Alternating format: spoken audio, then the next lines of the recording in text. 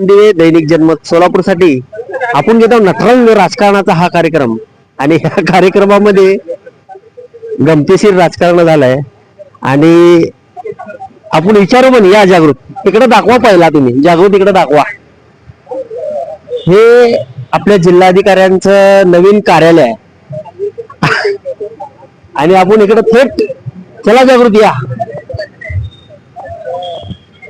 या जागृत. 8:30 वाजा लागलेत आणि थेट आपण चेतन भाऊकर जाऊ. भाऊ, मला सांगा, काय गफलत झाली? शहराने बघितलंय, जिल्ह्याने बघितलंय, महाराष्ट्राने बघितलंय. भारतीय जनता पार्टीला काँग्रेसची प्रचंड अशी भीती आहे.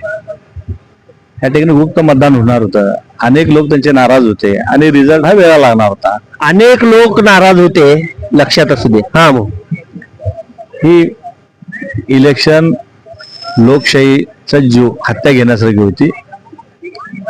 लोकशाहीचा या ठिकाणी खून झालेला आहे. आमच्या जरी संख्याबळ, भारतीय जनता पार्टीचं मत आहे, आमच्या संख्याबळ नाही. मग तुम्हाला माहित असताना आमचा माणूस पळवून नेऊन त्याला एवढं बंदोबस्त आणण्यामध्ये, त्या माणसाला प्रचंड पैसा देणं आणि मग त्याला कलेक्टर समोर आणणं की माझी सही नाही आहे, ही लोकशाही घातक आहे.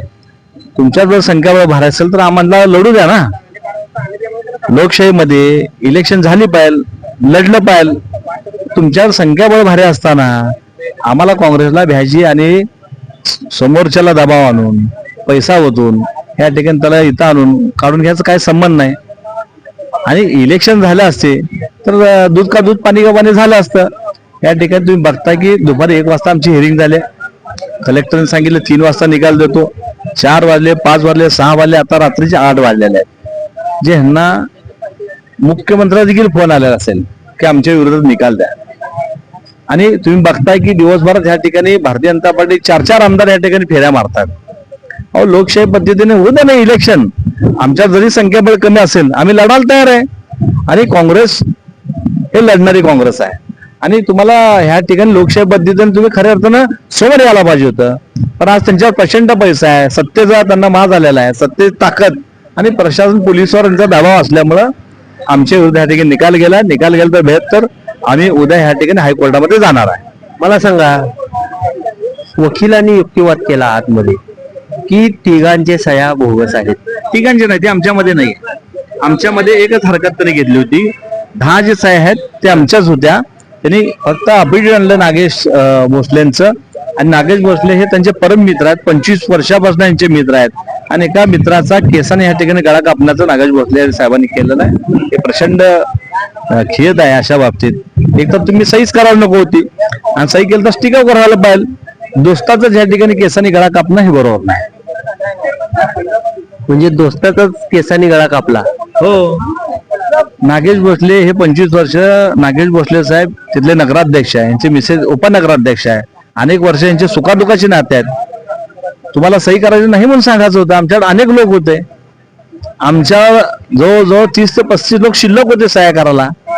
यांनी माझ्या खास मित्रातून सही घेतली आणि केसाने गळा कापला या ठिकाणी झालेला आहे. मग उद्या भाऊ त्यांच्यावर फौजदारी स्वरूपाचे जर गुन्हा दाखल व्हावा नाही, आम्ही ह्या ठिकाणी अग्रीमेंट असं केलंय की सेम नागेश भोसले आमची सही त्यांचीच आहे, त्यांनी अफिडेव्हिट मध्ये दिलेलं सही त्यांची आहे. आणि हे सहीची चौकशी झाली पाहिजे आणि जे दोषी असेल त्याच्यावर कारवाई झाली पाहिजे.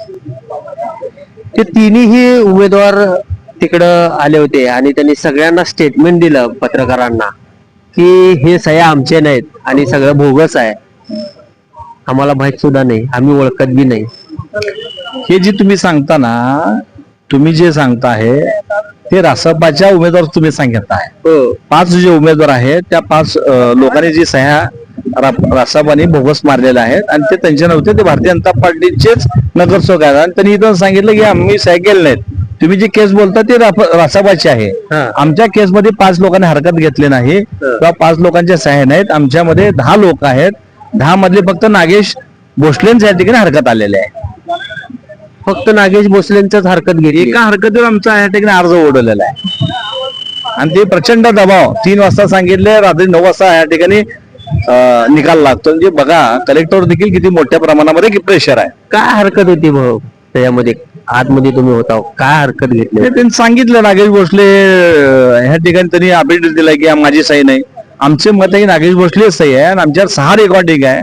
6 रेकॉर्डिंग तुमच्याकडे देतो. नागेश भोसले स्वतः म्हणल्यात की तू बाळ ये, माझा पुतण्या आहे, तुला मी सही देतो. आणि सकाळी नागेश भोसले सांगतात की माझ्यावर प्रचंड दबाव आहे. त्यांच्या 6 व्हिडिओ तुम्हाला देतो. 6 व्हिडिओ मध्ये काय बोलले तुम्हीच बघा. भाऊ आपल्याला 6 व्हिडिओ देणार आहेत आणि ते आपण दाखवणारच आहे सोलापूरकरांना. कसं वाटतंय भाऊ हे सगळं राजकारण बघून तुम्हाला? प्रचंड खालच्या लेवलला आहे भारतीय जनता पार्टीने. वाचाळवीर आहेत सगळे, कुणाला काही बोलतात. म्हणजे लोकशाही राहील का नाही असं वाटू लागलं यांच्यामुळं. लोकशाहीमध्ये इलेक्शन झाली पाहिजे साहेब. सर्वसामान्य माणसातला, सर्वसामान्य कुटुंबातला हा व्यक्ती आहे.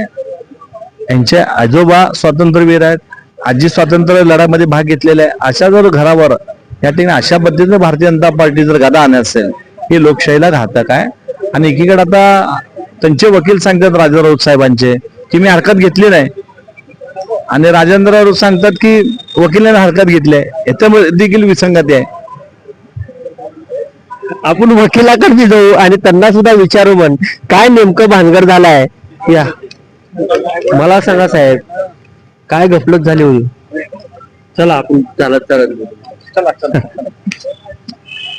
मैत्री नावाच्या गोष्टीवरती विश्वास ठेवणं अवघड झालंय आता.